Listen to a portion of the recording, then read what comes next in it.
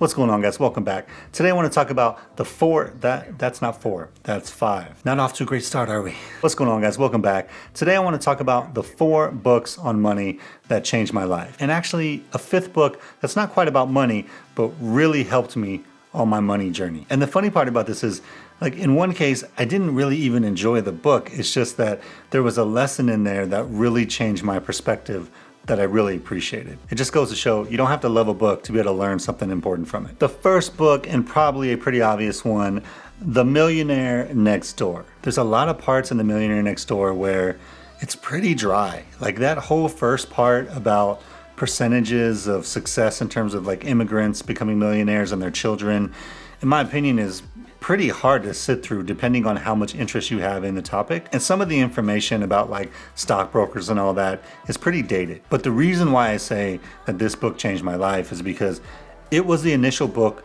that kind of put the idea in my head that millionaires and people who are successful aren't what you always think they are. Like when I was growing up, everyone was like, oh, a millionaire is a person with a fancy car and a big house and a suit and a nice watch.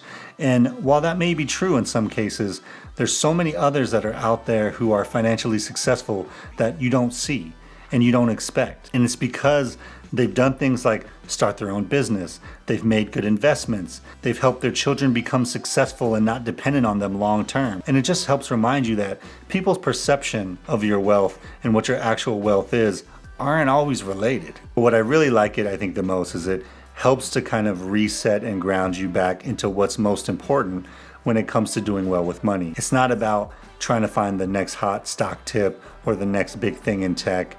It's really about basic fundamentals. Live below your means, learn a trade, start your own business, invest your money well, and do this consistently over time, and you'll do well. And sometimes, what we need is not just some brand new idea we've never heard of before. Sometimes what helps is reinforcing the ideas we already know and just maybe don't have the consistency to continue doing them over a long period of time. That's why I love The Millionaire Next Door.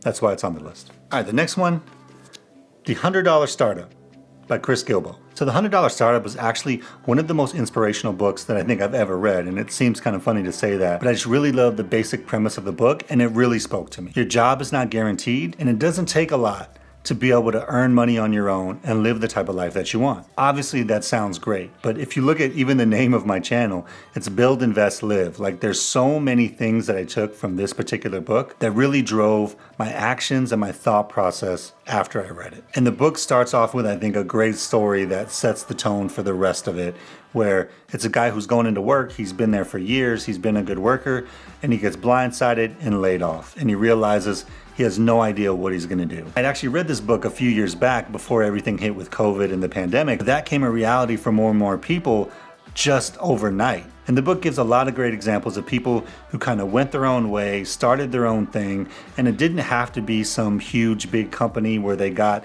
small business loans and took on all this risk. But the idea is that you can start your own small business, your own income earning side hustle with very little money up front, which means that you can experiment and try new ways to make money without having to risk your money, at least at the beginning. So not all of the stories and examples in the book are still going to be relevant today. I think a lot of them are though, but it's the general idea that you get of what people did and how they did it that I think is still very relevant. It's things like how to get paid for skills and knowledge you already have, how to do a product launch, how to price products and group them and bundle them correctly.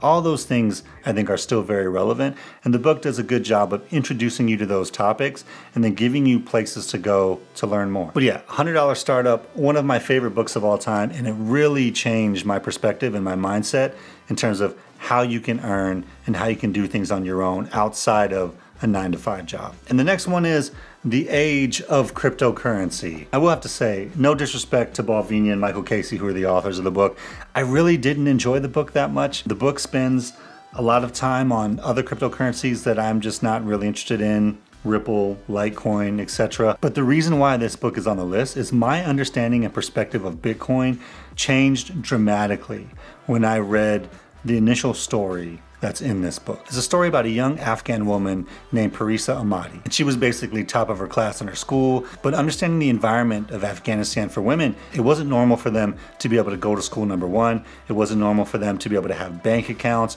or be able to be income earners. So those things naturally, just culturally, put them in a secondary, less valuable position. So as she started going to school, she started learning about the internet, she started posting about movies on a blog and actually making an income from them. But part of the challenge was the site she was blogging for was basically paying them by wire transfer.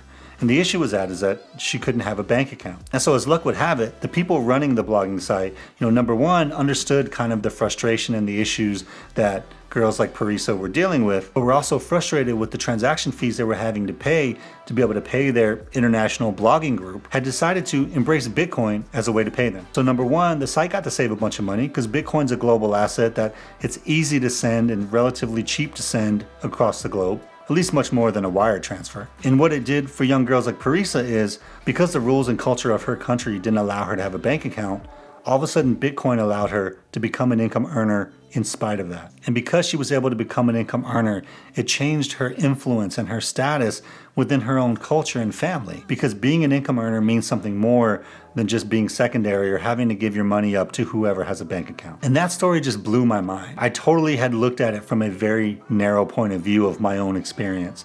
And when you realize the power that Bitcoin can provide globally, it's hard to unsee that. So it's not that the rest of the book is that bad. It's just, I think there's a lot of stuff in there that I'm just not as interested in that's not really about Bitcoin. Regardless, the age of cryptocurrency really did change my life. Just that one story in the introduction has really made a huge impact. And I mean, Bitcoin's become such a big part of my life now that this definitely was a catalyst of it. So the last book about money that's changed my life, The Essays of Warren Buffett. So basically, this is an aggregation of Warren Buffett's shareholder letters over the years for Berkshire Hathaway. And the reason why it's on this list is it is truly a masterclass of understanding markets and companies and valuations and how that plays out over a long period of time. But it's amazing how much of that stuff recurs.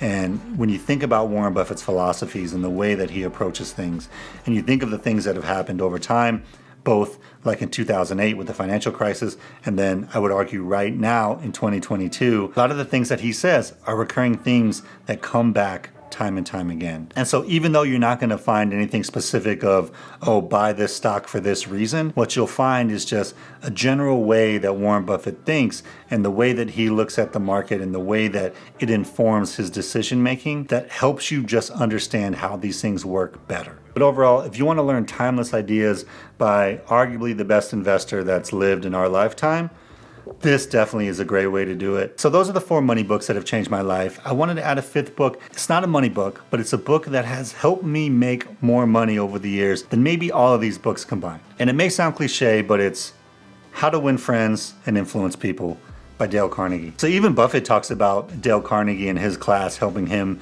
kind of in his early days as a youth. And so for me personally, I'm a pretty introverted guy. I've struggled with social anxiety for a good portion of my life, as far back as I can kind of remember into, high school and as a young adult. This book helped me so much, and it seems so cliche. People haven't read the book and they see the title, they automatically assume it's like a scam book. It's like how to scam people. But it's not that at all. It's the basics of human interaction that have stood the test of time. And it sounds so simple when you talk about it, and it really is. It's things like remembering someone's name and calling them by their name, how to win an argument and be successful in an argument, how to always talk about your own mistakes and things first. I mean, these are just like the basics of how to interact with someone and do it in a way that's genuine and humble. The reason why I say this book made me more money than any of the others is because I actually used it in my corporate career. And the whole way to do it is to not take these lessons as, oh, here's the ways I'm going to trick people.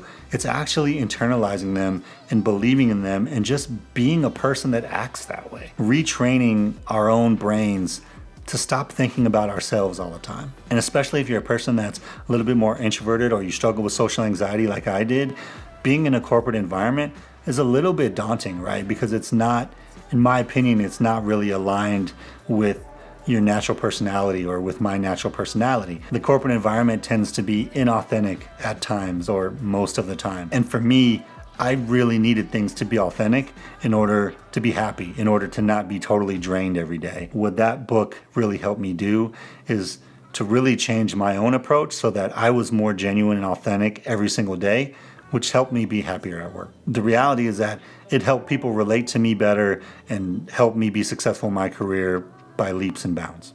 Cannot recommend it enough. All right, so that's it. 5 books that really changed my life, 4 about money, and 1 just about being able to get over yourself. If you guys have any questions about these books or any others, put them down in the comments below. If you want to watch more videos about personal finance, financial independence, click on these videos in the end screen. I'll see you on the next one. Peace.